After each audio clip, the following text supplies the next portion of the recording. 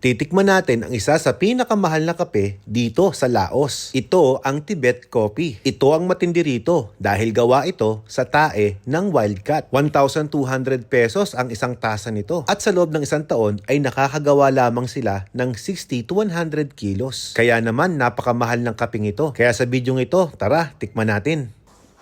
You're big. Come on, let's try your coffee. Buy my coffee maker. So, is my coffee done? Oh, here's my Tibet coffee. Nice. 200,000.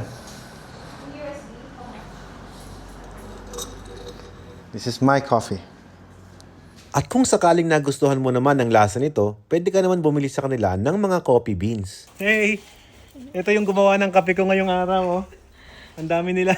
Their poop, huh? Their poop, ayun, oh, yung poop na yon. Yun yung kape na iinumin natin mamaya. The Tibet coffee.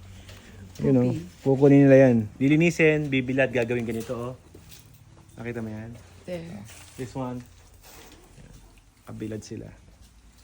Ayun pa yung iba, oh. May mga cut din doon, mami. Okay, tikman na natin ang Tibet cappuccino natin. Mga nandun na pusa, di ba? So, ito yung poop nila. Naging kape na. Titikman natin.